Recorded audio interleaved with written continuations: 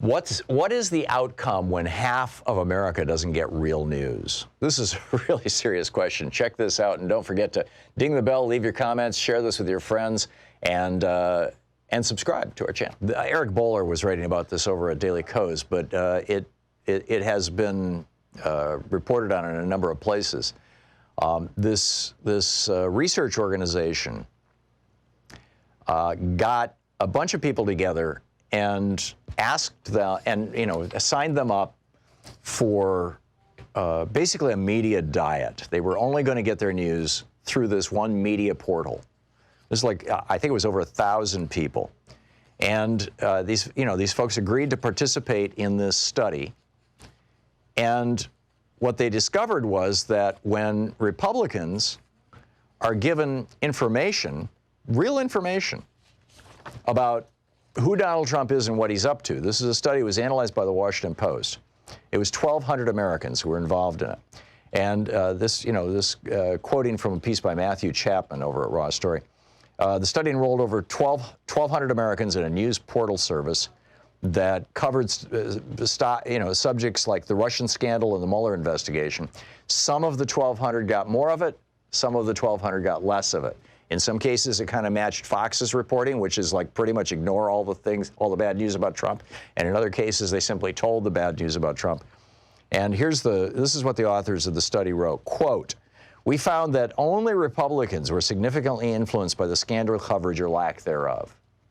Now, the reason for that, in my opinion, is because, why? In fact, they said Democrats had non-statistically significant reactions. Well, why would that be? Because Democrats are taking their news from a whole variety of sources, and they know how corrupt Trump is. They know how, about the Trump crime family. They know, about what a criminal this guy is.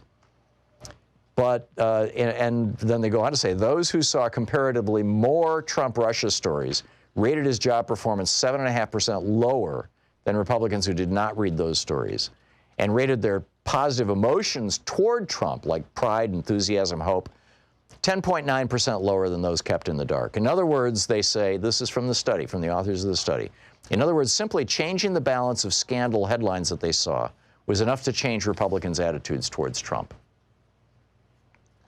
Now, I don't know if anything that makes a stronger case for progressive media than that. Meanwhile, over on the conservative side, and this is perhaps one of the things that I didn't, add to my list. Eric Bowler, writing for Daily Kos, he says, there's one way to try to halt public debate in this country: threaten mass violence and people's bloody revolt in the streets. And it turns out, what the right-wing media is doing.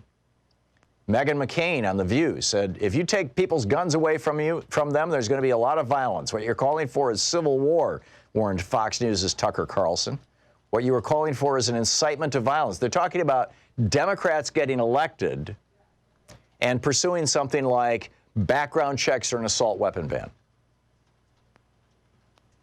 Bullitt writes, it's an ominous and long-held belief among conservatives and conservative media outlets that citizens need to be fully armed in order to one day wage war on the American government as a kind of second American Civil War. This is what they think the Second Amendment was passed for. This, of course, has nothing to do with the Second Amendment.